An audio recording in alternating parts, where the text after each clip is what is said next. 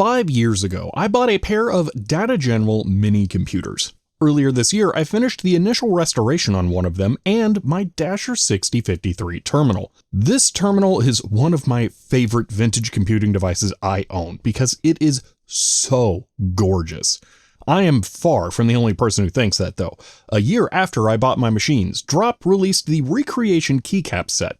And a year after that was probably the thing that most people know when the TV show Severance based a massive amount of visual design on Data General hardware and used a modified version of the Dasher terminal I have as the macro data refinement terminal. These machines were already desirable before that, and that has only made them massively more difficult to get and complete. So earlier this year, when I heard about a project to recreate the keyboard for modern computers, I was really excited and reached out to the people behind it.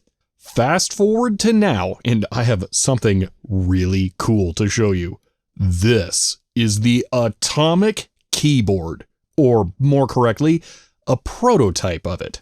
There are a number of things about this example that will change or be improved before the final version is done, so don't expect this to be a complete review, or this to be exactly what you will get. And you can get this. It is available on Kickstarter right now for late backers. There are a few options for it, and I would recommend reading through the FAQ so you know everything about it. In the package I have here, we have the parts to check out the two main configurations this keyboard has. The one I am most excited about, of course, though, is this. It is a very accurate recreation of the original Dasher keyboard, but as a modern USB-C mechanical keyboard that is much better for the average person to use. The original keyboards all need service in order to work now, and they use a custom interface that is very hard to adapt. So this is a much better option for people who want a Dasher keyboard to use with a modern computer. The other configuration is to more closely match the TV show, which has a slightly different key arrangement and an integrated trackball. Today we're going to take a look at this prototype, which is very far along and fully working, but there are a few things that are still being tweaked. Just one small example, there are two plates for the different configurations. How they attach and remove is probably going to be revised to keep it secure, but also make it easier to remove. So assume some things are going to change. Let's cover some of the major things about this before we start to drill down too much on it. This is a hot swappable MX compatible keyboard with a reconfigurable QMK interface. None of that is the first thing you will notice though. The most immediately obvious thing when you pick this thing up is its weight, because the chassis for this is milled out of a block of aluminum, and the example I have here comes in at 14 pounds.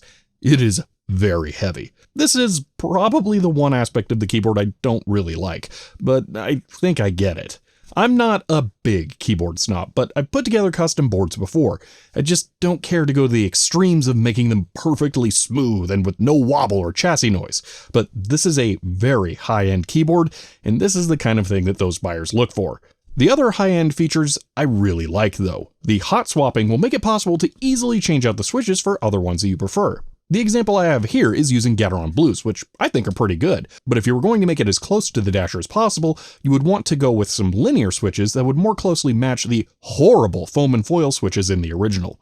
The keycaps on this are a little more unique. The ones included here are, I think, a DSA profile, which is closer to match the television show. The original Dasher keys don't really match a modern profile, but they are closer to SA, which will be an option for this. The last thing I want to mention is the firmware, which this is my first time using a QMK keyboard, and with this unusual layout, I'm really glad to be able to remap it. I'll get to the key layout more in a bit though. Now, one of the reasons I reached out to them was the fact that I have the original keyboards and machines to compare it against. I'll mention immediately that the Atomic keyboard is noticeably larger, but that's because that's how the TV show's version of the keyboard was, to have more room for the trackball. Other than that, it's already very close to the original. After I got this, I was able to provide them some reference photos of this and the original so that they could dial in a few things closer. But it's already so good that if I put it with the actual computer, you'd have to be really paying attention to notice that it's not correct. I sneakily posted a photo of this keyboard on Mastodon in the trackball configuration with the computer, and only a couple of people caught on to something being different. If I'd posted the Dasher layout, I doubt anyone could tell. Now, I won't go into all of the differences on the prototype here, because it seems like there are some changes coming that just weren't possible to tell from existing online photos. In the Dasher config, though, there are a few differences that are difficult to settle on a way to handle. The layout of the original Dasher is weird and not well suited to modern usage. There are separate keys for new line and carriage return that frankly are confusing to use even on the original machine. The open and close for braces are on the same key, escape is where tab would be, and the function keys just send terminal command codes. The arrow cluster also has a bunch of other function keys around it. These keys don't make a lot of sense, and some of their functions can't even be recreated on modern systems. So a balance needs to be found with paying homage to the original, but also not making this unusable. On this prototype, they've used the TV show's alpha key layout area in place of the Dasher, which is weird in its own ways, but still better. The final versions of this keyboard will come with another plate that solves all of the awkward layout issues and just gives you a normal alpha key area, which I'm really looking forward to. It looks like it will have the trackball there instead of the numpad though, which I'm not sure how to feel about yet. So long story short on the Dasherness, I think it's really close and is easily the best option for using a Dasher-like keyboard on a modern system already. And the small changes that they're looking to add will make it even better at that. Now I want to look at the TV show layout. I'll briefly talk about how this is swapped, but I don't know how this will look on the final version. The top plate over the keys is removable and is one area they are looking at potentially revising. My unit was shipped with the original intent of having magnets installed, but they didn't put them in because it made it really difficult to remove the top plate, so this may change in the final version. Under it, there are extra switch positions. You just pull up the switches that aren't part of the plate that you're using and put them where you need them. Then you can swap out the keycaps. The numpad is a module that can be removed and the trackball can be put in its place. I need to take a moment though to talk about this trackball because I don't think most people will understand how significant this is. They are making this module themselves from scratch. I don't think any major manufacturers have designed a new trackball in like a decade and are just reselling their old designs. The only new full-size trackballs I can find are from other niche enthusiast companies and have niche enthusiast prices. The closest to something mainstream I can think of are just replacement arcade trackballs for something like a Golden Tee, but even those are expensive. So I consider this a pretty major addition to this keyboard and huge props to Atomic for taking this on. Now, this prototype has some early revision pains, but it's pretty usable right now. There's a mouse sensor under the ball that watches the rotation, and the two buttons are key switches, which I think makes perfect sense since the buttons are so huge to match the show. But it is a real crying shame that the show didn't care about actual ergonomics, because having the buttons above the ball is awful. Old school trackballs always put the buttons to the side of or in front of the ball because reaching over it is really hard.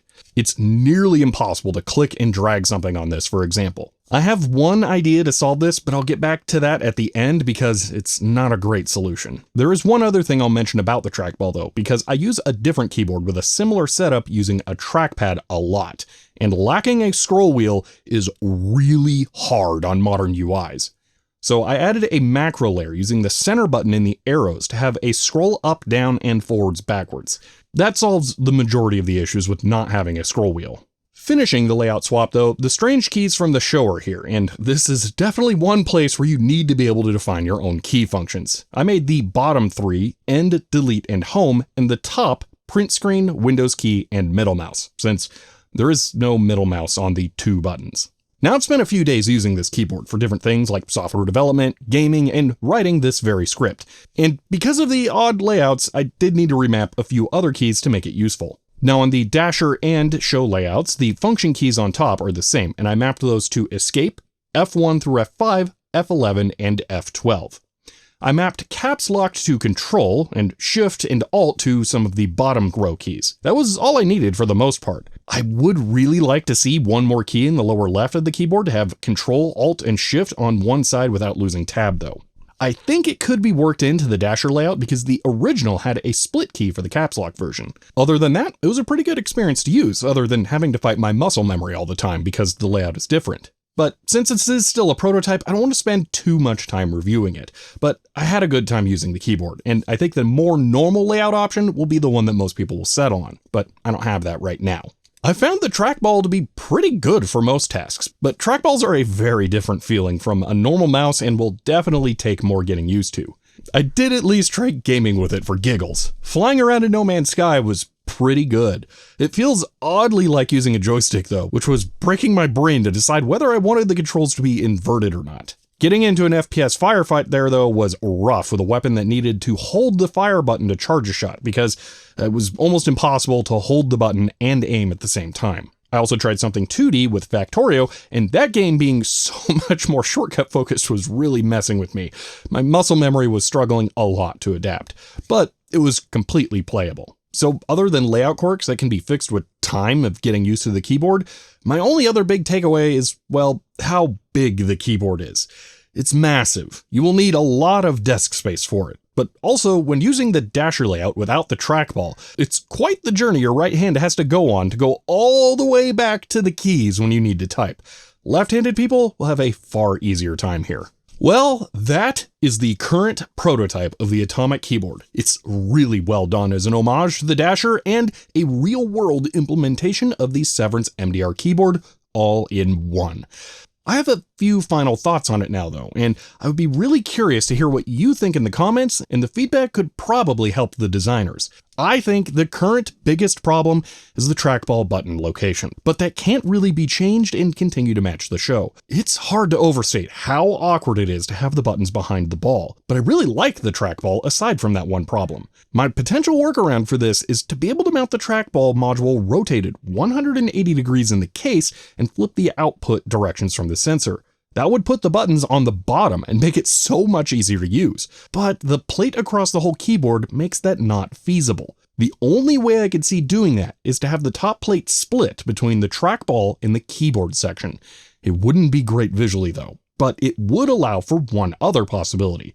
The standard layout plate that I don't have to test appears to be using the trackball on the Kickstarter page. If the trackball plate is separate, then you could also have the numpad be separate and be able to choose if you want the numpad or trackball.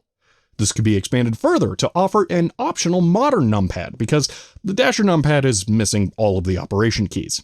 So I could see a number of benefits to this, but it would require a big visual sacrifice. This keyboard's main objective is to mimic the keyboards it's based off of, so I think having it be awkward is completely justified. But it's also really good, and I can't help but want to make it a little bit more practical to use. However the final product turns out, I completely understand why they will be making the choices they are, and I'm really excited by how good I think the Atomic keyboard will be. Well, if you enjoyed this video, you may want to subscribe to see when I make another one, and you could go check out my videos on the real Dasher stuff if you wanted. If you want to help support the channel, you can find me on Patreon, but for now, that's it, and I will see you next time.